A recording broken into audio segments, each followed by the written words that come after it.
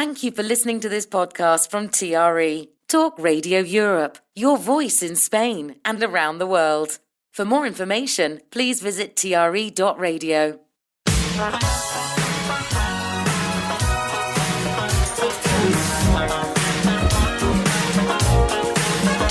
The Lifestyle Show. Selina MacKenzie. Animal Talk. Presented by Selina MacKenzie.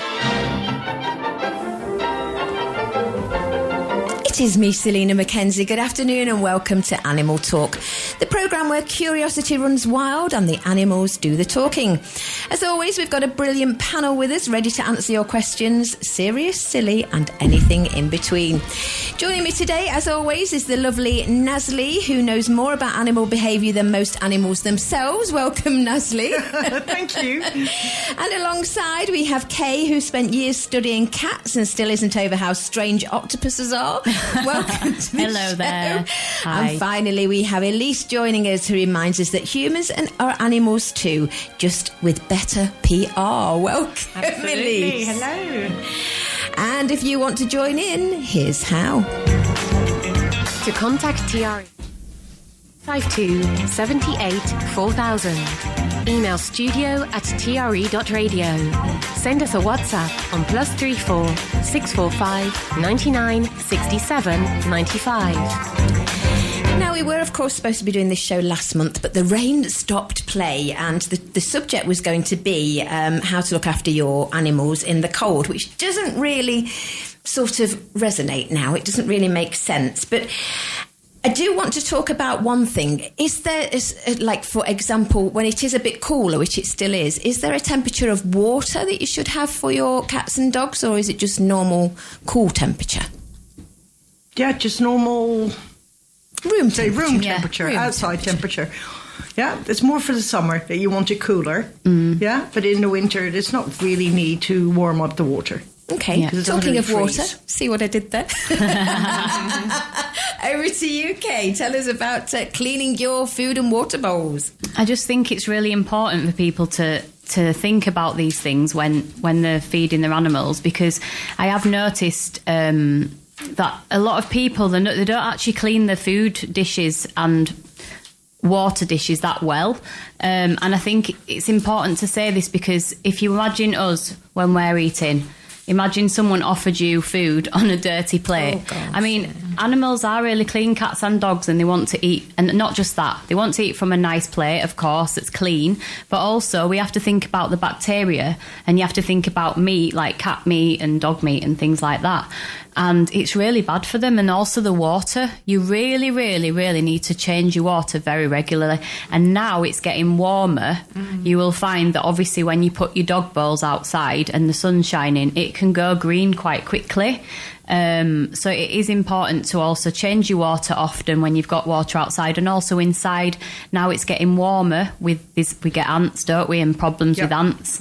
So what I always recommend is, if you get a large, like a terracotta, you know, that you put underneath the plant pots. Yes. You get one of them and you put water in there, and then you can actually put your food bowls and your water over the top of it in the water, and the ants obviously... That's a good idea. Yeah, I'm They not must bring promoting that drowning back ants. again, I'm not promoting drowning ants, but they normally Well, won't they go won't. in The there. ants won't go near it, will they? With And the also They might a little bit of Vaseline round the edge of the bowl. Just if they try and climb up and then they get to that, they just give up and come back down You don't again. want to do that if you have a Cocker Spaniel, though. Really? Does it pour I'm it? thinking. Oh, the ears. Bless Yeah, but you. also some people say, but my dog licks his plate completely clean.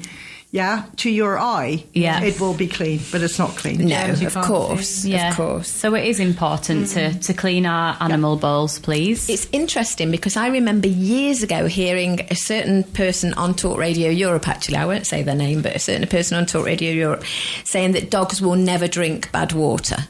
And that's simply not true, is it? Dogs drink any water anywhere. They don't differentiate. They'll drink from a pond or whatever, so they can get all sorts of stomach issues. Absolutely. And now, of course, there's still water coming down the rivers into the sea, and it's drying up now. So you get on the sides of those rivers, you get all this muck. Yeah. And that is just a breeding place for anything. Yeah. This is going completely off piece, but just while I think about the warm weather, when is it the processionary caterpillars? Not yet, presumably. Yes, now. Already. Oh, they're there. We must talk about that then. We must talk about that a little bit, because not everybody knows. Most people who are animal lovers know, or children lovers even, or human lovers, know about the processionary caterpillars, but people who are new to Spain don't. And they literally just look like a long piece of string, don't they? Like a wiggly snake, but they're actually caterpillars. Don't go near them. Don't let your dogs or your cats near them, because they're highly dangerous. Elise, tell us about muzzles. Muzzles, yes. I wanted to highlight this issue because, unfortunately, one of my dogs was attacked by a dog not wearing a muzzle, who should have been wearing a muzzle. And the sad thing about this case is the lady who was looking after this dog, it wasn't hers, she was taking care of the dog for somebody else. She had spoken to me a week prior across the fence in a park saying, oh, people are scared of my dog, they don't want to play with him, it was a rescue. And she said, do you think I should get a muzzle? And I said, absolutely, you should. He's a big dog, crossbreed. And I said, you don't know the dog particularly well. Oh, well, he gets on well with my dog. I said, yeah, okay, but you don't know how well he'll get on with other dogs. So please get a muzzle. And may I say also, I don't think you should have him loose in a dog park when you don't know him that well, you don't know how he's going to behave and so on. And she said, oh, yes, I'll get a muzzle. Have you got some recommendations? Yes, here are some recommendations. Unbelievably, 4 days later, her dog, loose in the dog park, came at my dog, who had a muzzle on because he's a pit bull. And my dog was playing chase with another dog, and her dog took a chunk out of his back. Really nasty, huge chunk out of his back. 430 euros later at the vets. Did you make her pay for it? I did indeed, I'm afraid. Good. So, you should do, yes, of course, absolutely. We're responsible it was for so our sad animals. because my dog used to be, this dog was a bait dog. He's a rescue dog. I've worked rehabilitating him for 4 years. So you can imagine the shock. I took him to the vet. He actually went into shock on the floor and foaming at the mouth. He was very shaken. It was a very upsetting incident. Yeah. And I wasn't best pleased, but it was just so upsetting to see. And especially because I'd said to her, put a muzzle on the dog. She obviously had a doubt because she asked you the question, you know. And there are so many, and you've seen across socials the case of the Malinois in Puerto Banús who attacked the man. He was going for a child and attacked the man. I think everybody knows that story. But again, just to exercise good, responsible dog ownership. If you're not sure, if in doubt, put a muzzle on. Do some muzzle training. And actually, people think, oh, it's cruel. It's not. You're protecting your own dog and you're protecting the public. I'm really in favour of getting a muzzle. There are so many different types out there, and when your dog gets used to it, he won't mind at all. How's your dog now? He's fine. He's got it looks still very bad because he had to have all his fur shaved off, and he's got these forever to grow back. And he's fancy stitches, so he goes out in his little jumper to cover it up. But I think it's more of a mental thing really now because he's a lot more cautious. PTSD, It's ironic that yours is a PPP dog, so had to have a muzzle, and yet somebody attacked him. This happens all the time. You go out, you do the right thing, you follow the law, you follow the rules, and then that happens. It's just horrible. And I never blame the dog. It's not the dog's fault. And I've had dogs who are reactive and temperamental, and you just it's a constant reminder. Yes. As an owner, you have to be careful. And even as an expert yourself, it must have affected you. It must have been horrible. I was in tears. I just felt so sorry for him because he couldn't defend himself, and if he did, the other dog would be toast. It's not nice for them. They don't understand, and dogs can play. They can interact safely. But there's a reason why muzzles exist. There's a reason why certain dogs should be wearing them. And I think in Spain it's over, they do say dogs over 20 kilos. Over 20 kilos. Yeah, that's a bit more of an area rule. It's not Andalusia. Yeah. Okay. Yeah, I mean, not many people do that here. It's the PPPs who get called out more. Yeah. But I think whatever breed of dog you have, I've got a Czechoslovakian wolf dog. He's not on the PPP list, but if we're in a public space, he has a muzzle on because, he will happily jump at a jogger going past in close proximity if he felt threatened. So, be safe. True. And what you said also about the muzzle training, if you do that properly, nicely, gently, the dog absolutely doesn't mind wearing the muzzle. It's just a standard thing. He sits down, gets his lead on, gets his muzzle on, and there we go. Yeah. So do you have to do it poco a poco? You put it on for a bit, take it off, give him a treat? First, you make the dog like the muzzle, which you can do with either a bit of peanut butter or some tinned dog food or something that you put on the inside of the muzzle. And all you do is just put the muzzle on the nose, let him lick it, take it off again. You do that a couple of times, dog finds it very interesting, it's nice, got something to lick, and then at some point you tie the strap around and you let them walk around with it for a bit, and then you take it off again. And with that they just get used to it. Yeah, gradually. Can I also mention about what kind of muzzles? Because I think that in a lot of the cheaper shops, like you see the material muzzles. I've said this before, but I have seen PPP dogs with the closed material muzzles, and they're not for that. They're for short periods, maximum 10 minutes. Actually, if you go into the vet to restrain a dog, or the vet might use it themselves when the dog's there. But the closed material muzzles, they are not for any kind of dog for a long period of time. They are just for restraining the dog. So I've seen so many again already this year.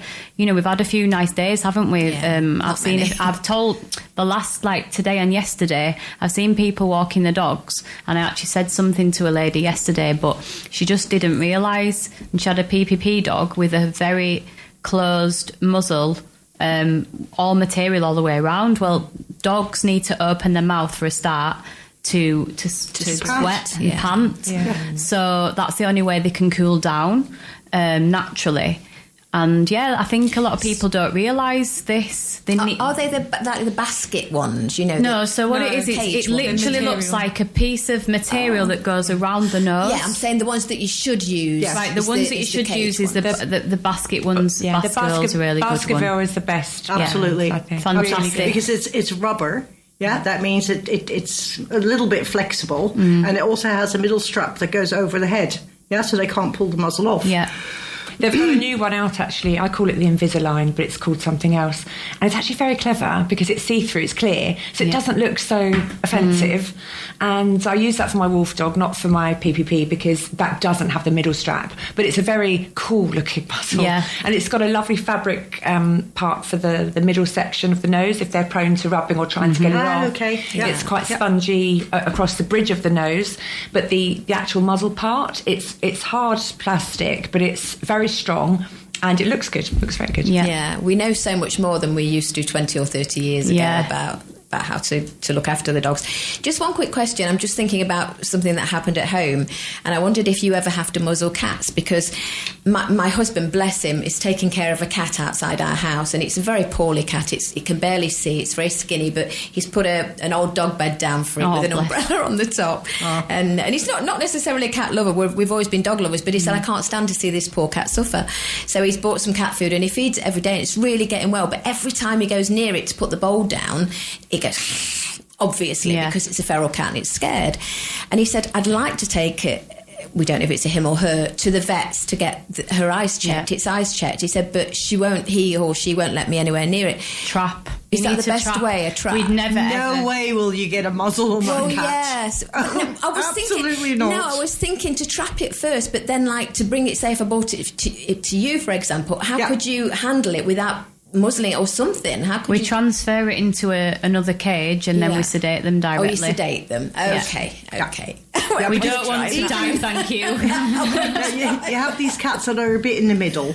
Yeah, they're not the super sweet cat that you can do everything with, and not the super wild that's going to kill you. Yeah, but some of them, if you say they come in a cage and you look at them and they're looking at you with these big black eyes and the ears in the back of their head and a little bit of shh, yeah, it's a bit my judgment sometimes. Am I going to get you out of this cage or not? But the trick then is to grab them directly in their neck, Mm-hmm. in the skin of their neck. Yeah. And if you've got a good hold, and usually then I already have the injections prepared because I'm missing a hand trying to do something. And a lot of cats I can do that way. Yeah, but there are some that you can't. No, we don't touch them. No. And I think this is going to be a difficult one. But we can help you between us if you need a trap. And me and it's such a shame. It's a lovely cat, but you never know. It could also have been a cat that was someone's cat that's been lost for a long time. I don't know if it's got its ear clipped. It's part of a colony. I don't know. So you'll have to send us a video and we can help, can't we? Yeah, exactly. If I can and if it does have to come, we can check whether it's male, female, if it's been done, if it has a microchip. It could have a chip, I suppose. Yeah. You just automatically think they're feral, don't you? And but so many cats I've found, you don't believe that, people have been feeding for years and then they get ill and they say, please, can you help? I can't get near this cat, I can't catch it.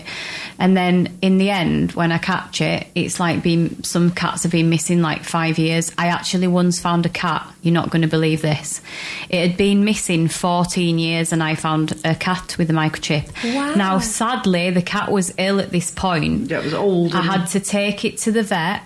And I was cross how thin the cat was and how ill it looked. So obviously when they've rang the owner, I'm in the background chelping, saying, tell her how bad it is. And then she's going, I could see the vet's face and she's going, yes, yeah. And I'm going, tell her I want to speak to her.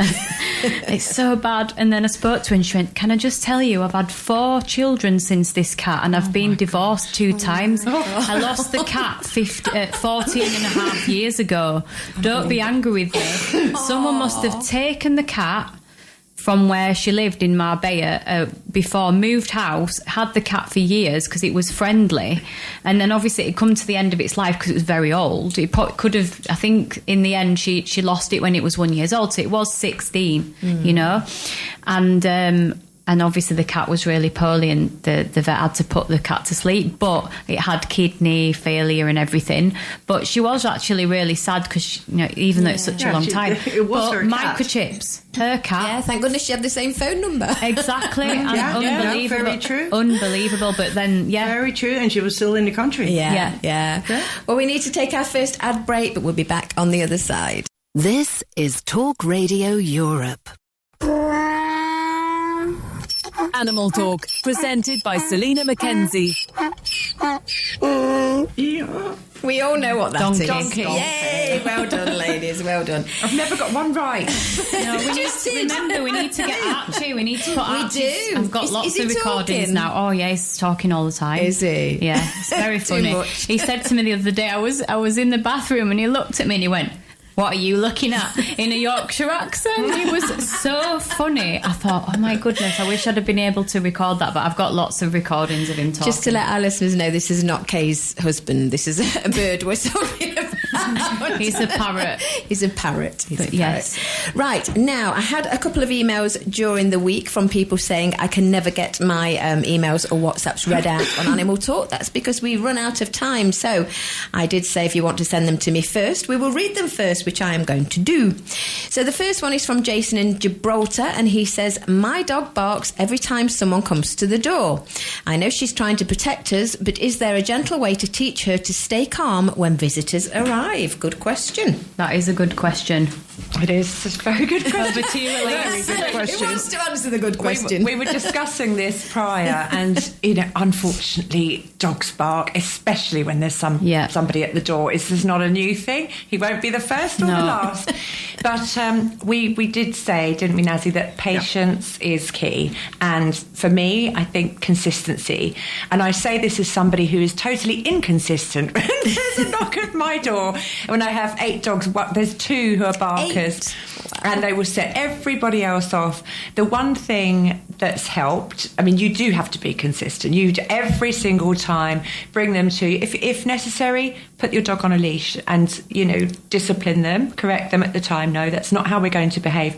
But if you're not consistent with that, it's not going to work. Yep. So what I do, just to make my life easier and to pacify the dog, I get a lovely frozen Kong or a favourite long time chew, and the moment I know that person's coming and there's going to be a knock at the door, that's the same moment as the dog gets the Kong, keeps them quiet, welcome the visitor with the least drama possible. Doesn't always happen, but that's my go-to. Yeah, and also you've got to think that they don't really know. Obviously, they know the difference between people that are your friends and coming round and things, but also they are there to protect your home. They're not guard dogs, but if someone just walks in your house, are they going to be sat there waiting for the frozen Kong? Instinct, they're going to be like, right, okay, there's no frozen Kong here. Come in, let's show you the way to the silver.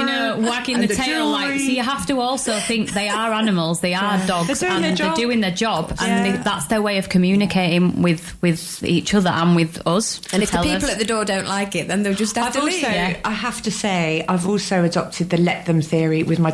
Mel Robbins did a podcast and a book called the let them theory. Yeah. Let people say what they let them feel that way. I'm doing that with my dogs now. Let them. The dogs are barking. I'm like, let them. They're talking. They're having a they're saying something. And I do sometimes when I'm taking them for a walk, if they're barking at another dog across the road, it's not for me to say what they're discussing. Why am I going to tell them to stop their debate? Yeah. So I've developed that theory as well. Oh, I hope that information helped you, Jason and Probably Gibraltar. not. Sorry, Jason. Just let them. It happens. No, I remember a long time ago with David Dogman on the radio, and there was this theory, because you have dogs that do yap too much, and anything and whatever, that the only good way to have control over the barking of your dog is, as from young, to teach them to bark on command. Yeah. Oh, okay, that's good. Therefore, if they don't get the command, they won't bark. Does it work? He said so. It does with police dogs, because my stepdad's a policeman, and we always had our dogs at home that were trained like that. We used to say speak, but it's not always just the word, but it's how you say it. When the end of the word, like speak. Yeah. As soon as he heard that, that's when he knew that it was time. And I really did fantastic. Oh, I think it's too late. That's from puppy, and they're trained from very, very, very small. Well, my Swedish dog trainers that I use, they still swear by that. But you've got to be so consistent with it, and it is hard to do. But if you get a rescue dog, then you don't know what the background, then it's going to be difficult. But from a puppy, I think if you understand the trigger, it's a lot easier. But it doesn't feel natural though for a dog to want to naturally bark but think, well, I can't because I've not been told to. It doesn't seem right to me. That's why we say it's a dog. Just let them. Let's get some earplugs. It's too late for my Gracie no now neighbours. Anyway. She's too old to be trained like that.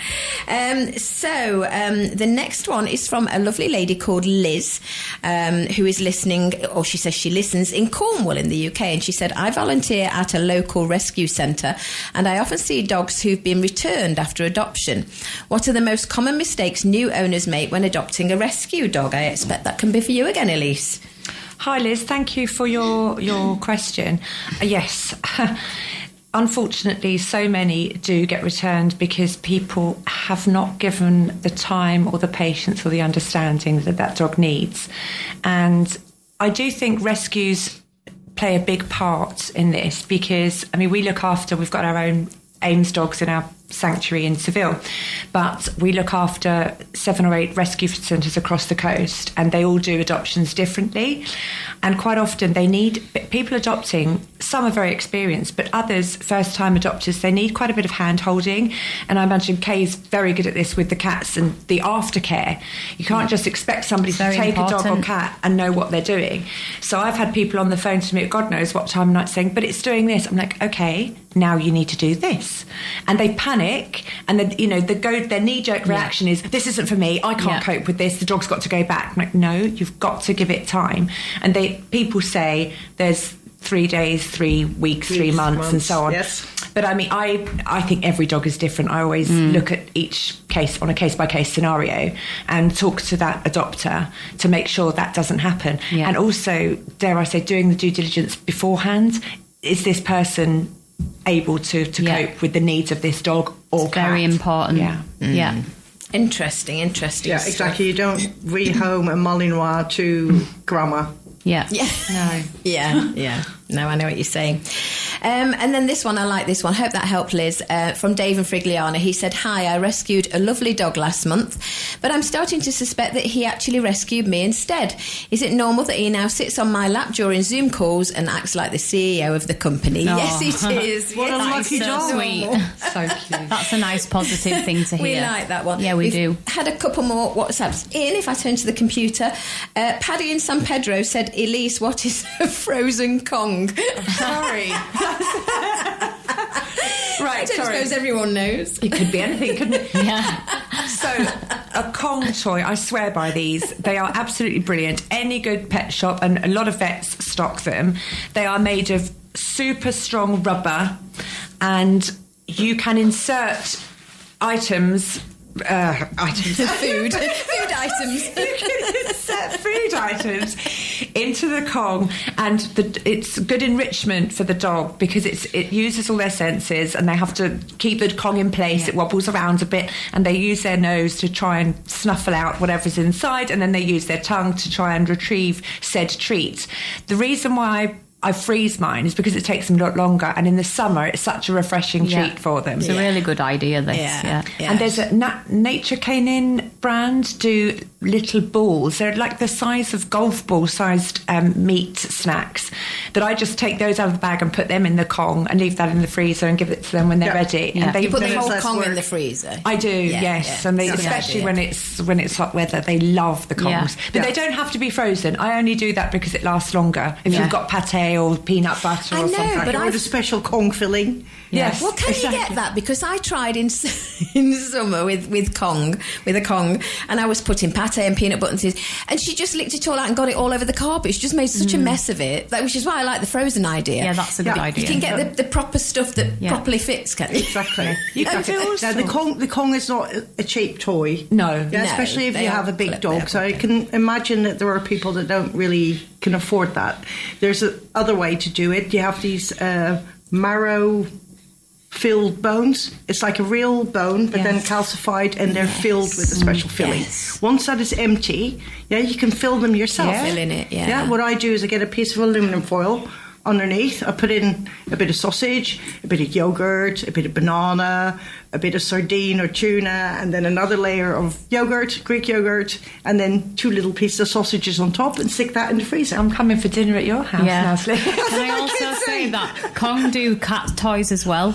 Kong. Yeah. I've actually they got do. some things, from the pet shop. So they just good to look into for dogs and cats. There's lots of different types. So Yeah. and they do keep them occupied. Can you just say aluminum again? I say aluminium. Aluminium. Aluminium. Yeah, go on, do say you say? aluminum. Go on, Aluminum. Nasli. You say it so nicely. Oh. You're very American. Very American. Lovely. Yeah, it is good. And is it true, Nasli, that it's good for the brain? I mean, you can get these brain training toys, can't you, where they have to work out which little door to open. Yeah, and exactly. that's Or good to shove for to the them. side. Yeah. That's good for them as Yeah, well. it keeps them busy. Smaller dogs. Keeps them I've chewing. tried with bigger dogs, medium and big size dogs, and I've had so many destroyed.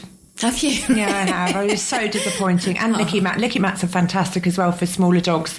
But, The bigger dogs, My they bigger lift dogs up are the just carpet. eating the whole mat. Well, just before we go to our next advert break, I've got a question for all three of you. Which 4 animals are known to be the smartest after humans? It doesn't matter what order, but do you know what 4 they are? Pig. Pig, I was just going to say pig also. Pig, It doesn't dolphin. say that here. Dolphins Really? one. Dolphin. Dolphins Hey. one. Yeah. Chicken. No. No. Down. One's very much like a human. A chimpanzee. Oh, yes. Monkey, yeah. One lives in the sea. Dolphin. I said dolphin. Oh, you said Lots of dolphin already. things. Or octopus. Octopus. That's Yes, true. they Yes, are I have very heard of clever, that. aren't they? Yes. And the other one is crows. I would have thought pigs, but it says on the internet crows. Crows are intelligent. I wonder which number pigs are then. Yeah, I maybe still number would 5. go against that and say probably pigs are number 1. Yeah. What does Google know? What does Google Yeah, know? but sometimes. Hey, I'm not being funny. How would we test how a dolphin is cleverer than a pig? Well, obviously, there is ways. Not. No, when people study animal behaviour and they Yeah. concentrate on certain subjects, obviously pigs is something that I did when I studied, but I didn't do dolphins, I've got to say. But so interesting animals, you do not believe. Well, if you They put are- a pig in some water and see if it can do what a dolphin does. Well, pigs are fantastic swimmers as well. Because Really? They are, yeah. I didn't realise. Yeah. There's lots at the sanctuary, and they are beautiful. they're just lovely, lovely animals, and they are. They They are understand gorgeous animals. so many words and commands, and they're incredible animals. Actually, they're very underrated. They are. Yeah. Very clean as well. Yeah. Very clean. Well, my mum used to say your bedroom looks like a pigsty, but Pigsty, mine did as well. Mine did. Let's go to our next advert break and we will be right back. Talk Radio Europe. TRE. Animal Talk, presented by Selina MacKenzie. What Penguin. are we thinking? No, a guinea pig. You're nearly there. Very, very, very close. Gerbil, They can live rabbit. with guinea pig rabbit. It's a rabbit. I'm on a roll today. Well done. Well done. Yeah, you never got one right. You got two right today. So, to our listeners, if you want to join in with our chat, this is Animal Talk with Elise, Nasli, and Kay. This is how to get in touch. Oh, is it playing? It is now. To contact TRE, please call 952 78 4000. Email studio@tre.radio. Send us a WhatsApp on +34 645 99 67 95. Now, we have had some more messages in, but Claire in Mallorca says, can you tell me a bit more about processionary caterpillars? Over to you, Nasli. Yes. Every year they're out and about again, and we still don't understand why, because they turn into this ugly moth that has no purpose in life whatsoever. apart from food source for hoopies Yes, Oh, are they? exactly. and lots Food. of other birds, but Yeah, it's food for birds. But for whatever reason, nature made these caterpillars incredibly dangerous because they are covered in little hair, and those little hair, they cause an enormous allergic reaction. So it doesn't really matter where, any contact of that hair on your skin, in your eyes, in your nose, on your tongue, will lead to an immediate allergic reaction. Now, the tongue is an organ that can swell enormously, and mainly dogs, sometimes a silly cat also, but mainly dogs, young dogs that don't know what it is. They see in the sun, they see this glittering, like you said, a kind of like a rope, like a snake, going there. They're curious, they go there, they sniff it, and they don't even have to put the caterpillar in their mouth, but the sniffing, the hair will come onto the plane of the nose. They then lick their nose, and immediately that tongue is going to swell. Time is of an essence, because the longer it takes, the more the tongue is swollen, parts or all of the tongue will fall off. So sad. so dangerous. So sad. Now, contact on the skin is as bad. I've had over time people that have had one fallen in their neck. It gives like an enormous, like painful, itchy sensation, and later it looks like a burn wound. We've even had that someone came in with a dog with that reaction. Of course, we handle quickly, you flush it out, we give the injections, but just touching the dog, at the end of that, we're just covered in itchiness and stuff. And they come from trees. They drop They down make from their trees. nests in the pine trees here in this country, which starts already in December, and then you can see it's like a sugar. Like candy floss. It looks like candy floss, that's it. yeah. Candy High floss, up. like a white candy floss on the tips of the branches, and then around this time they are mature, and then their body weight either lets them fall out of the nest or they climb over the branch and then down the stem, and their purpose is to follow each other in procession, because the back side and the front side has this special hormone thing that they glue themselves to it, and then they go and find a piece of black earth, in which they bury themselves, they cocoon, and then in around April, May, this black moth flies out, puts his eggs back into the pine trees, and the whole thing starts again. Yeah. And you can imagine toddlers, children seeing that and thinking, oh, what's that? And going over to so be It's very careful with your dangerous children for everyone, as well. yeah. I was just trying to find a photograph of a boxer that came in to rescue a few years ago, and I couldn't believe how quickly her tongue swelled up. Yeah. We had to rush her to the emergency vet, and she did lose part of the tongue. Yeah. And it was such a shame. She was already so malnourished, had a huge tumour on her back end, and then this processionary caterpillar had got her tongue. It was just awful. So it's... Cats also can. I've had one cat, one of my street cats did have one. Is it less in Terrible. cats because cats are more intelligent and won't go near them? Is that what you'd say? It's difficult to say, isn't it? I think dogs, they're more curious to run up to them. I think cats probably have been much more cautious. Yes. But also, you don't know. Cautiousness. Cats are cautious, but not all cats. of them. I know. It's curiosity. Yeah, it does happen. And the thing to do is to get straight to the vets. Is that the thing to do? Should you Actually, try the and put most water important on them? thing to do, if you're walking out, out and about now in the countryside, watch out for the pine trees. If you do see pine trees, watch out if there's those candy floss nests in there. This time of the year, there will be caterpillars there. So just turn around, go away. If it's too late, if you notice, if you've seen them, you've seen your dog there, make sure you have water with you. Preferably lukewarm. Well, in the sun, everything gets lukewarm already. But that's the first thing you do, is you flush out that mouth with water so that most of the hair go away. Okay. Okay. And then you rush to the vet.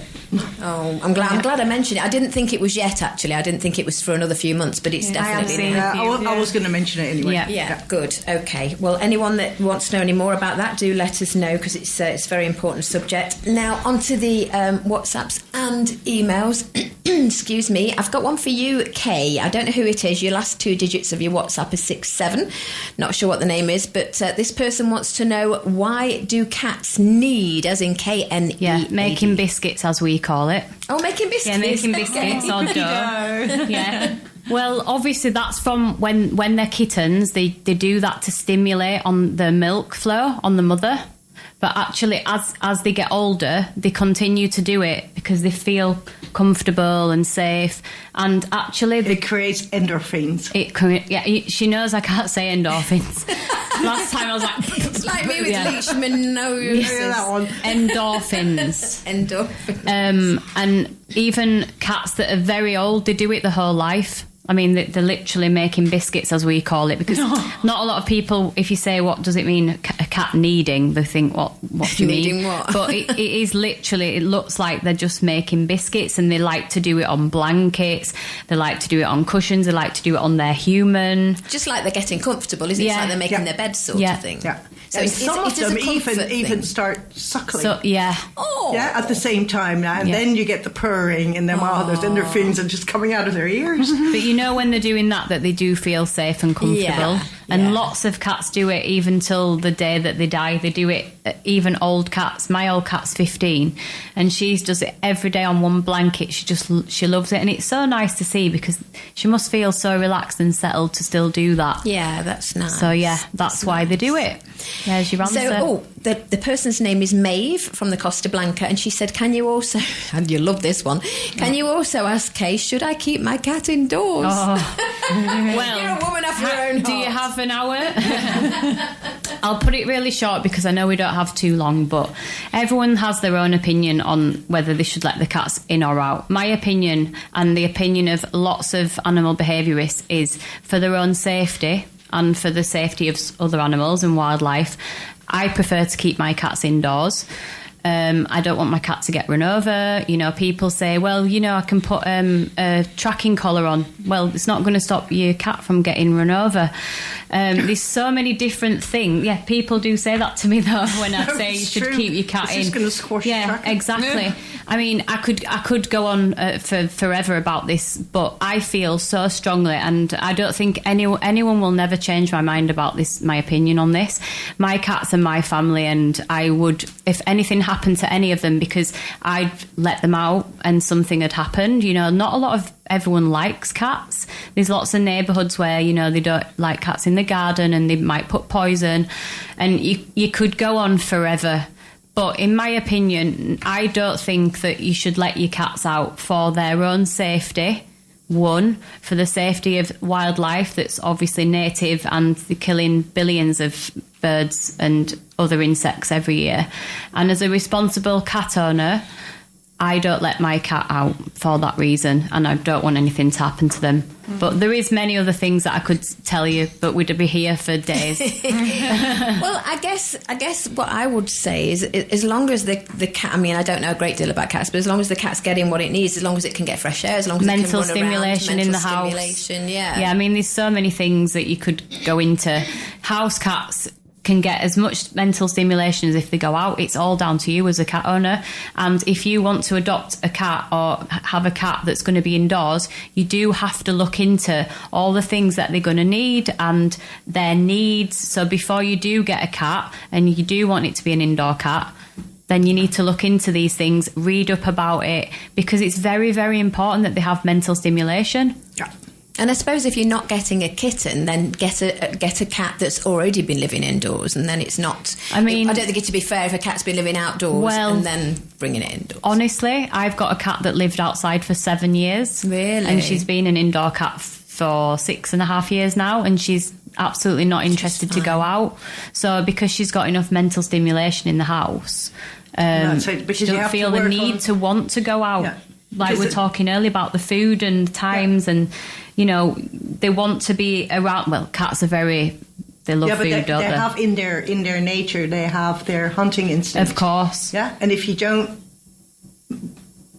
do that, if you don't give them something to hunt in their eyes, they will be frustrated. Yeah, and then they'll start doing things like climbing up, knocking things down. But that is cat behaviour. That's not. It's like that's a dog not barking naughty. at the door. It's not a naughty thing. If your cat starts to behave erratically, there's something not right. You know, you don't know what it's going to be, but it's probably because it's not getting enough mental stimulation. It doesn't feel well.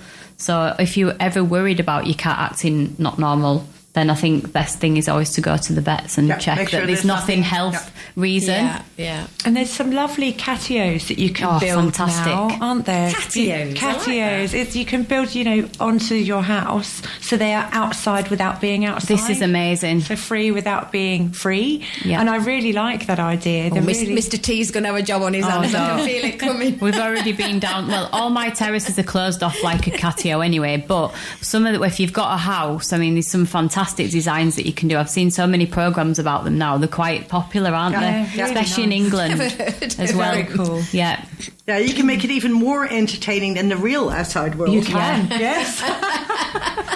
I think if we had one, he'd be making me move in that outside. Build you a catio, you can go outside with them. Well, making biscuits. Thank you, Maeve in the Costa Blanca. Thanks, Maeve. Tim said you were saying about octopuses being smart. Did you know that octopuses or octopi? Is it octopi or octopuses? He said octopuses, but don't ask me. I don't know. Well, anyway, they have 3 hearts. Did you know that? They have 3 hearts, octopuses or octopi. But I do remember when they did the World Cup a few years ago, and there was an octopus that was really famous, which predicted, and it actually was true, wasn't it? And there was a programme. Have you seen that programme, My Octopus Teacher? Yes. That is fascinating. I've seen that one. You've got to watch it, Kay. I'll have to have a look. It's just lovely. It's his friend, this octopus cousin, hugs him and everything. It's just lovely. Right, I'm just going over here, talking amongst yourselves, just trying to find out this one. This one's from Phil and Chris. There's a lot of dog stuff today. Our dog insists on bringing us gifts. Normally sticks, socks and the occasional slipper, and wants a potato. Is it a retriever, maybe? I don't know, but he says, do we need to worry about where the potato came from? So you're not actually bothered, you're just worried about the potato. Yeah, I mean, that's a normal thing, isn't it, for dogs? Is it that they're bringing you presents, or do we like to think that? I think it's nice to acknowledge when they've brought you something. Yeah. Obviously, if it's something you don't want them to have, praise is not the best idea. But I think a lot of the time when they bring you a toy or a stick, it's like, look how clever I am. Look what I've done, and this is what I'm going to do with it. And unfortunately, with cats, it's normally dead mice or birds, isn't it? Well, if you don't let your cats out, then you see, that's then they'll bring the socks. Then they'll bring socks and all sorts of other things. I like that one. How are we doing for time? We will need to take our final advert break shortly. Something about reptiles. Does anybody know? Well, I suppose Nasli will know about reptiles. Somebody called Sam, I don't know if it's a female Sam or a male Sam, says, I'm thinking of getting reptiles. I don't know what sort, but it says, how do temperature changes from open doors or cold weather affect reptiles during the winter? And is it risky to move a reptile enclosure to make space for decorations?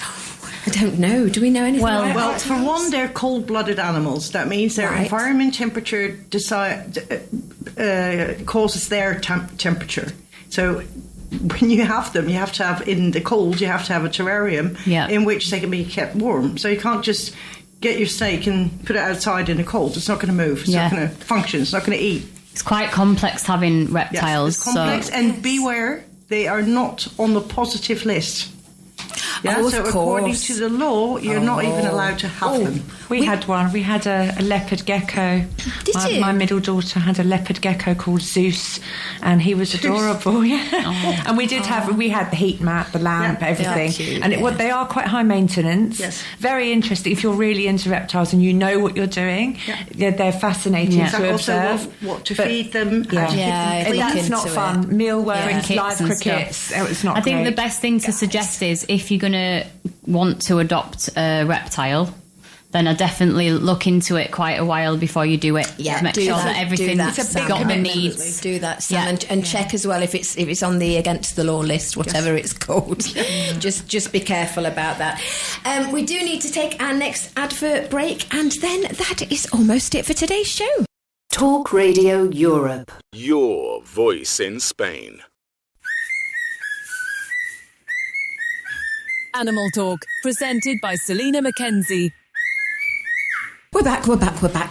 This is the end, the closing of Animal Talk until next month. But I want to go over to Elise, who's desperately trying to think of any events that AIMS have got coming up and their dates and times and everything. Yes, I have to get the date right, otherwise our secretary will have my guts for garters.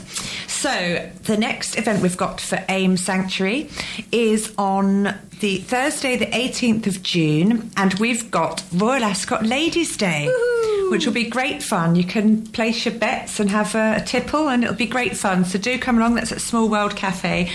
Details will be up soon on our website. And your website is? www.aimsanctuary.org. You can also find us on Instagram and Facebook at AIM Sanctuary. Great stuff. And the lovely Nasli. Yes. Hello. Hello. How do people get in touch with you? You can call us at 952 04165 or through Facebook, which is Point Your Veterinary Clinic Estepona. We also have Instagram, by the way. Or you can send us an email at info@pointerclinic.com. Wonderful. And the lovely Kay, our resident nurse, you're on Facebook as well? Yes, it's Kay Millington on Facebook, and you'll definitely know it's me because the backdrop is me rescuing a seagull after I got tuck in the riptide, but that's for the next time. But you will not miss that one in my Baywatch swimming costume with a seagull. Everyone's going to go there now, yeah. And also, I do actually, that's what I'm just looking at now. I have actually got... I've got TikTok, and I do a lot of videos about animals there and rescue what I've rescued. So it's at Miss Doolittle 4. That's fantastic. Well so done. have a look, because there's some really nice videos of animals that I've rescued, and it's not just dogs and cats, it's all sorts of animals. So great fun. And we do also have on Facebook Animal Talk by Selina. Feel free to join that. A huge thank you even to our panel. You've confirmed that nature is cleverer, stranger and funnier than we ever give it credit for. And thank you to everyone that sent in questions. Do join us next month, when we'll have more important questions. But for today's show, it's time for this.